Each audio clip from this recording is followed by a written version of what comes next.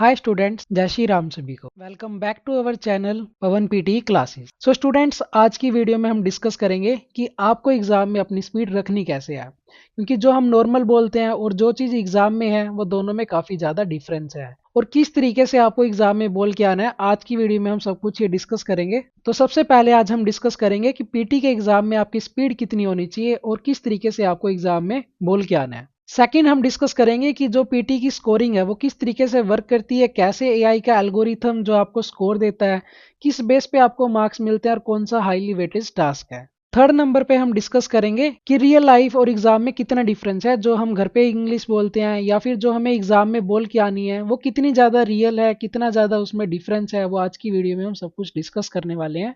पूरा डीप में जानेंगे। वीडियो शॉर्ट रहेगी बट काफ़ी ज़्यादा इंफॉर्मेटिव रहने वाली है, सो वीडियो को लास्ट तक जरूर देखना। अगर आपको एग्जाम निकालना है अपना 5 से 6 दिन के बाद आपका एग्जाम है, तो आपके लिए वीडियो काफ़ी ज़्यादा इंफॉर्मेटिव होने वाली है, क्योंकि रिसेंट में काफ़ी ऐसे स्टूडेंट हैं जिनको डाउट्स है कि सर हमारी स्पीकिंग नहीं आ रही, बट जब हम यहाँ पे करते हैं तो हमारा यहाँ पे स्कोर 80+ आता है। तो ऐसा क्यों है? वो सारा का सारा जो प्रॉब्लम है वो सिर्फ स्पीड की ही है।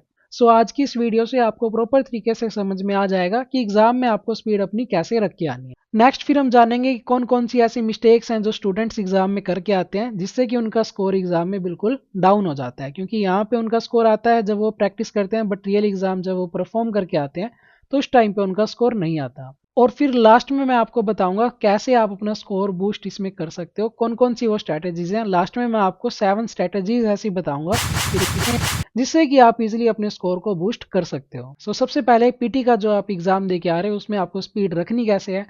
हमारे पास रीड अलाउड आता है। अब 35 सेकंड के अंदर आपको प्रिपेयर भी करना है, फिर उसको कैसे बोल के आओगे आप। और फिर रिपीट सेंटेंस है, उसमें भी हमारे पास क्या है, अभी 3 सेकंड का ही आपको गैप मिलेगा प्रेपरेशन के लिए। उसके बाद आपको सीधा फिर स्टार्ट कर देना है। ऐसे ही हमारे पास डिस्क्राइब में जाए 25 सेकंड का आपको टाइम मिलता है प्रेपरेशन के लिए। और जो लिसनिंग का पार्ट रहता है वो थोड़ा सा फास्ट रहता है। वो क्यों रहता है वो भी हम सारा कुछ डिस्कस करेंगे। सबसे पहले जानते हैं कि आपको पीटी फास्ट क्यों लगती है। क्योंकि अभी मैंने बताया कि 35 सेकंड के बाद हमारा रीड अलाउड स्टार्ट हो जाएगा, 3 सेकंड के बाद आपको रिपीट सेंटेंस स्टार्ट करना है, एक के बाद जो है मॉड्यूल लगातार आते रहेंगे, जिससे कि क्या होगा, आपका प्रेशर बिल्ड हो सकता है। और अगर आपको प्रेशर आ रहा है माइंड में तो आपका स्कोर एग्जाम में आए वो काफ़ी ज़्यादा चांसेस कम है। क्योंकि स्टूडेंट्स मैंने ऐसे भी देखे हैं कि जिनका यहाँ पे प्रैक्टिस के टाइम पे स्कोर 80 आता है, बट रियल एग्जाम में उनका जो स्कोर आता है स्पीकिंग में या किसी दूसरे पार्ट में, उनका सिर्फ 50 से 60 पे ही वो स्टक हो जाते हैं। बट स्टूडेंट ऐसे भी हैं कि जिनका यहाँ पे स्कोर 40, 50, 60 तक रहा है, बट रियल एग्जाम में उनका स्कोर 80+ रहा है। सो मेन चीज़ क्या है? मेन चीज़ है आपका कॉन्फिडेंस और प्रेशर। अगर आप एग्जाम के टाइम पे ज़्यादा प्रेशर ले रहे हो तो आपका स्कोर एग्जाम में बिल्कुल भी नहीं आने वाला। उसके लिए आपको क्या करना है, 1 से 2 दिन पहले आपको कोई भी अपना फुल मॉक टेस्ट नहीं देना। क्यों नहीं देना? क्योंकि अगर बाय चांस आपका स्कोर किसी ना किसी वजह से कम आ जाता है तो काफ़ी ज़्यादा माइंड में स्ट्रेस आ जाता है कि मेरा यहाँ पे स्कोर नहीं आ रहा है, मेरा एग्जाम में स्कोर कैसे आएगा। सो इस चीज़ का आपको ध्यान रखना है। आपको मॉक टेस्ट बिल्कुल भी नहीं देना अगर आपका एग्जाम है 1 से 2 दिन के बाद। उससे 1 हफ्ते पहले आप देख सकते हो कि कौन कौन से ऐसे टास्क हैं जहाँ पे आपको प्रैक्टिस करने की जरूरत है। नेक्स्ट है हमारे पास कि जो इसका स्कोरिंग सिस्टम है वो कैसे वर्क करता है। सबसे पहले हमारी फ्लुएंसी, सेकंड नंबर पे हमारी प्रोनाउंसिएशन, थर्ड नंबर पे हमारी ग्रामर, उसके बाद हमारी वोकैबुलरी, फिर कंटेंट। ये सारी चीज़ें जो हैं इसमें एक एक करके इंपॉर्टेंट है। फ्लुएंसी इंपॉर्टेंट है, प्रोनाउंसिएशन, ग्रामर, वोकैबुलरी और कंटेंट भी। क्यों है सारा कुछ इंपॉर्टेंट? सबसे पहले अभी मैं आपको एक एक करके चीजें करके दिखा रहा हूँ कि फ्लुएंसी होती क्या है और वो कैसे बनती है। अगर हम स्पीड और स्कोर की बात करें, सो अगर आपकी स्पीड ज़्यादा फास्ट है सो आपकी क्लैरिटी क्या होगी, काफ़ी ज़्यादा कम आएगी, जिससे आपका स्कोर एग्जाम में नहीं आने वाला। अगर सबसे पहले हम स्पीड और स्कोर का कंपैरिजन करें, सो अगर आपकी स्पीड काफ़ी ज़्यादा फास्ट है तो आपकी क्लैरिटी बिल्कुल भी एग्जाम में नहीं आने वाली, आपका स्कोर क्या रहेगा, डाउन रहेगा। अगर आप काफ़ी ज़्यादा स्लो करके आ रहे हो तो उससे भी आपकी फिर फ्लुएंसी नहीं बनेगी। क्लैरिटी आपकी बन जाएगी बट आपकी उससे फ्लुएंसी नहीं बनेगी, सो उससे भी आपका स्कोर डाउन रहेगा। क्या इसका बेस्ट मेथड रहेगा कि आपको स्मूथ बोल के आना है, क्लियर बोल के आना है, क्लैरिटी पे फोकस करना है, बट काफ़ी ज़्यादा आपको पॉजेज नहीं रखने हैं। सो सबसे पहले एग्जाम और रियल लाइफ का जो मैंने आपको एग्जाम्पल बताया था, सबसे पहले कि पीटी जो है वो थोड़ी सी फास्ट है, जैसे मैंने अभी आपको बताया। एआई उसमें चेकिंग करता है प्रॉपर हर एक चीज़ की, हमारे पास टाइम लिमिट है, जिससे कि थोड़ा बहुत स्टूडेंट को प्रेशर हो जाता है।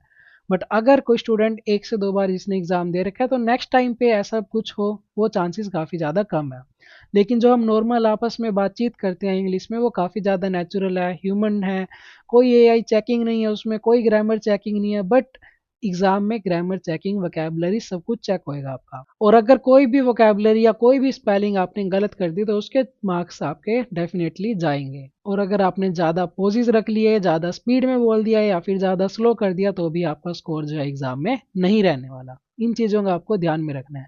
कौन कौन सी मिस्टेक्स हैं? सबसे पहले नंबर पे कि आपको ज़्यादा फास्ट नहीं करना, या कोई भी जो टेम्पलेट्स है वो ऐसे ही फॉलो आपको नहीं करने, आपको सिर्फ एक स्ट्रक्चर का यूज़ करना है। कौन कौन सा वो स्ट्रक्चर रहेगा मैं आपको अभी करके भी दिखाऊंगा। टेम्पलेट्स को कैसे आपको परफॉर्म करना है टेम्पलेट्स। नेक्स्ट है कि कोई भी स्टूडेंट जो है वो लिसनिंग की प्रैक्टिस नहीं करते और उन्हें ये नहीं पता कि लिसनिंग ही एक ऐसा पार्ट है जो आपको ओवरऑल स्कोर दिलाएगा। क्योंकि अगर आपकी लिसनिंग डाउन है तो आपका राइटिंग में मार्क्स नहीं आने वाले, ये आपको ध्यान में रखना है। ऐसे से राइटिंग नहीं आती, बट ये है कि चलो थोड़ा कंट्रीब्यूशन ऐसे का है 20-25 मार्क्स का।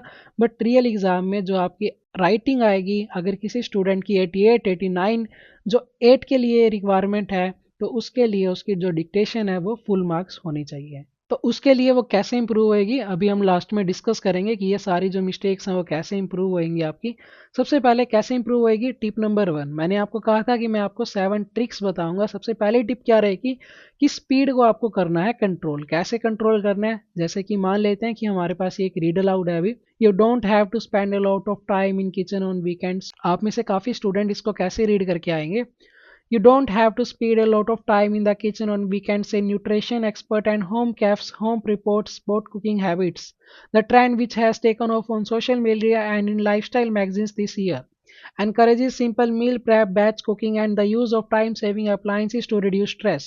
काफ़ी ज़्यादा स्पीड में करके आएंगे जिससे कि काफ़ी ज़्यादा जो वर्ड्स हैं वो रॉन्ग भी हो जाएंगे।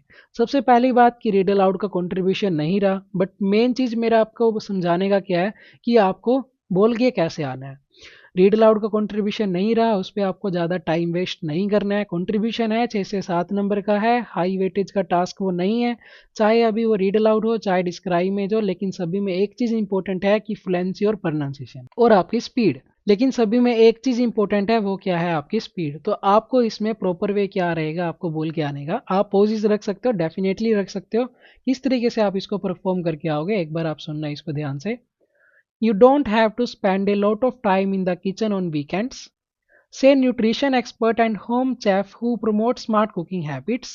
The trend, which has taken off on social media and in lifestyle magazines this year, encourages simple meal prep, batch cooking, and the use of time saving appliances to reduce stress. और अगर आपको और भी ज़्यादा poses चाहिए तो आपको सिर्फ एक चीज़ का ध्यान रखना है कि कम से कम आपके पास 5 to 6 लेटर एटलीस्ट होने चाहिए। उसके बाद आप पोज रख लो, चाहे वो कॉमा है या फुल स्टॉप है या कुछ भी नहीं है, लेकिन एटलीस्ट आपको 5 to 6 वर्ड्स कंटिन्यूस रीड करके आने पड़ेंगे। अगर आप इतना रीड करके आते हो तो आपका फिर स्कोर एग्जाम में बन जाएगा। और अगर आपको चीज़ें इन्फॉर्मेटिव लग रही हैं तो आप चैनल को सब्सक्राइब करना, वीडियो को लाइक करना, ताकि आगे भी ऐसी वीडियोस आपके पास आती रहें, क्योंकि ये सिंपल शॉर्टकट्स आपको कहीं और चैनल पे देखने को नहीं मिलेंगे। तो उसके लिए आप चैनल को सब्सक्राइब कर दें, वीडियो को लाइक कर दें। नेक्स्ट है हमारे पास फ्लुएंसी की। अभी फ्लुएंसी कैसे बनती है? फ्लुएंसी कभी भी स्पीड में भागने से नहीं बनती। वो कैसे बनेगी? क्लैरिटी में बोलने से बनेगी और प्रॉपर तरीके से पोजेज रखने से बनेगी। फ्लुएंसी का मतलब आप समझ सकते हो कि अगर आपने प्रॉपर तरीके से पोजेज रखे हैं और प्रॉपर तरीके से आपकी स्पीड है तो आपकी फ्लुएंसी डेफिनेटली बन जाएगी। अगर ज़्यादा स्लो कर दिया तो फ्लुएंसी चली जाएगी। जैसे कि you don't have to spend a lot of time in the kitchen on weekends.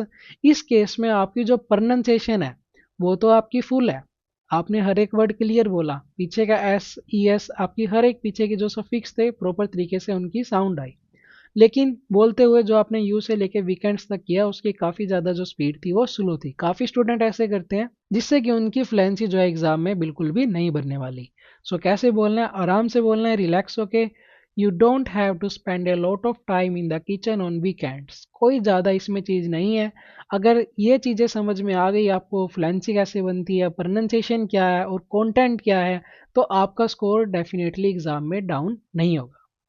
Next है हमारे पास टिप नंबर 3, वो है हमारी प्रोनाउंसिएशन की। प्रोनाउंसिएशन क्या है? अभी प्रोनाउंसिएशन क्या है कि वर्ड को आपको क्लियर बोलना है। जो चीज़ आपको बोलनी नहीं आती उससे अच्छा है कि आप उसको सारे को ही स्किप कर दो, क्योंकि जो सबसे ज़्यादा इंपॉर्टेंट है वो क्या है, हमारे पास फ्लुएंसी है। और फ्लुएंसी कैसे बनेगी कि प्रॉपर तरीके से आपने पोज रखा और प्रॉपर तरीके से आपकी स्पीड है, ना ही ज़्यादा फास्ट ना ही ज़्यादा स्लो। लेकिन अगर आपके वर्ड्स गलत होंगे तो भी आपकी फ्लुएंसी नहीं बनेगी। सो उसके लिए आपके वर्ड्स करेक्ट होने ज़रूरी हैं। और रीड अलाउड में वन लाइन स्ट्रैटेजी अभी भी स्टिल वर्क कर रही है, तो आपको फुल रीड करके आने की ज़रूरत उसमें नहीं है। सो आप अगेन ऐसे ही बोलेंगे हम आराम से, you don't have to spend a lot of time in the kitchen on weekends. इससे ज़्यादा इसमें कुछ भी नहीं है। ये तीन चीज़ें आपको अभी समझ में आ गई होगी। फोर्थ नंबर पे हमारे पास है कि लिसनिंग की प्रैक्टिस। वो कैसे आपको करनी है, आप पॉडकास्ट सुन सकते हो, आप MP3 सुन सकते हो, आप इंग्लिश न्यूज़ सुन सकते हो। ठीक है, पॉडकास्ट जैसे कि साइंटिफिक अमेरिकन पॉडकास्ट हो गया, या फिर आप MP3 जो एप्यूनी MP3 है उधर से भी आप उसको सुन सकते हो, या फिर इंग्लिश की कोई भी न्यूज़ हो गई, BBC न्यूज़ हो गई, CNN न्यूज़ होगी, या फिर आप कोई भी इंग्लिश मूवी देखो ज़्यादा से ज़्यादा। यानी कि आपको इंग्लिश लैंग्वेज को लिसन करना है। लिसन करने से क्या होएगा, आपकी लिसनिंग पावर इंक्रीज होगी। और अगर आपकी लिसनिंग पावर इंक्रीज हो रही है तो आप कंटेंट को इजीली कैप्चर कर पा रहे हो, चाहे वो रिपीट सेंटेंस है, चाहे रीडर लेक्चर है, चाहे फिर वो समराइज स्पोकन है, या फिर हाईलाइट इंकरेक्ट या डिक्टेशन। अगर आपको चीज़ें समझ में आ रही है तो आप इजीली उसको परफॉर्म भी फिर कर सकते हो। नेक्स्ट है हमारे पास टिप नंबर 5 की बेस्ट टेम्पलेट्स क्या रहेंगे, कैसे उनको परफॉर्म करना है, चाहे वो डिस्क्राइब में जो चाहे वो पाई चार्ट हो। अभी हमारा टेम्पलेट क्या रहेगा, टेम्पलेट आपके पास है, स्क्रीन में आपको शो है कि dash was the main topic of the graph, pie chart, image. Next हमारे पास जो भी हमें यहाँ पे एक्स एक्सिस दे रखी होगी उसको हम क्लियरली डिफाइन कर देंगे। जो हम जितना ज़्यादा हम उसको डिफाइन कर सकते हैं हम उतना उसको डिफाइन कर देंगे। नेक्स्ट हमें जो वाई एक्सिस दे रखी होगी उसको हम डिफाइन कर देंगे, ये वाली वाई एक्सिस होती है हमारी। उसके अलावा जो भी हमारे पास अभी इंफॉर्मेशन रह जाएगी उसको 3 या 4 वर्ड जो भी हमारे पास हैं उसको हम गिवन में डिफाइन करके फिर हम डिफाइन करेंगे हाईएस्ट क्या है या फिर मैक्सिमम क्या है। अगर हम नंबर्स हैं हमारे पास तो हम यूज़ करेंगे हाईएस्ट नंबर और लोएस्ट नंबर। और अगर हमारे पास आ जाता है पाई चार्ट तो उसके अकॉर्डिंग हम यूज़ करेंगे मैक्सिमम एरिया और मिनिमम एरिया। अगर आपको कलर्स भी डिफाइन करने हैं तो आप कलर्स भी डिफाइन कर सकते हो, and it is shown by orange colour and it is shown by black colour. जैसे कि the highest number is covered by 2012 that is 20 and it shown by blue colour. The graph is useful and provide information about, जो भी हमें topic दे रखा होगा उसका हम नाम यहाँ पे डिफाइन कर देंगे। अगेन आपको मैं फिर से याद दिला रहा हूँ कि कैसे आप उसको इम्प्रूव कर सकते हो। पीटी का मतलब क्या है कि स्पीड और क्लैरिटी, यानी कि प्रॉपर आपकी स्पीड होनी चाहिए, प्रॉपर आपकी क्लैरिटी होनी चाहिए, और प्रॉपर तरीके से आपके अगर पोजेज होंगे तो आपका स्कोर आ जाएगा, अदरवाइज आपका स्कोर यहाँ पे डाउन रहेगा। चाहे वो हमारे पास रीड अलाउड हो चाहे हमारे पास डिस्क्राइब में, जो प्रॉपर तरीके से आपके पोजेज होने जरूरी हैं। अगर हर एक लाइन के बाद आपका पोज आएगा तो आपकी फ्लुएंसी बनेगी, आपकी प्रोनाउंसिएशन बनेगी, आपका कंटेंट में भी स्कोर आएगा। और अगर आपका मन कर रहा है कि आप यहाँ पे रुक गए फिर आप यहाँ पे रुक गए एक्स एक्सिस पे, या फिर आपने एक वर्ड बोला फिर आप रुक गए, फिर दूसरा वर्ड बोला फिर आप रुक गए, तो उस केस में आपकी फ्लुएंसी नहीं आने वाली। चाहे वो अभी रीड अलाउड हो, चाहे वो डिस्क्राइब में हो, चाहे repeat sentence, read a lecture, group discussion, respond to situation, सभी के लिए एक ही चीज़ है कि प्रॉपर तरीके से आपको पोज रखना है। जब आपकी एक सेंटेंस कंप्लीट हो जाती है तभी आपको पोज रखना है, तभी आपका स्कोर यहाँ पे बनेगा। नेक्स्ट है हमारे पास last but not the least, smart strategy का यूज़ करो, आपका स्कोर हाई है। कैसे रखना है, नॉर्मल टोन में आपको बोल के आना है, प्रॉपर तरीके से पोजेज रखने हैं, प्रॉपर तरीके से वर्ड्स पे स्ट्रेस करना है, अगर कोई लेंथी वर्ड है तो उसको प्रॉपर तरीके से आपको क्लियर बोलना है, और हर एक चीज़ की आपको क्लैरिटी रखनी है, आपका स्कोर आ जाएगा। सो अगर आपको वीडियो इन्फॉर्मेटिव लगती है तो आप चैनल को सब्सक्राइब करें, वीडियो को लाइक करें और एक प्यारा सा कमेंट जरूर करें। आप कहाँ से वीडियो देख रहे हो और कौन सी वीडियो आपको नेक्स्ट टॉपिक पे चाहिए। सो फिर मिलते हैं हम किसी अनदर वीडियो के साथ, तो तब तक के लिए जय श्री राम सभी को।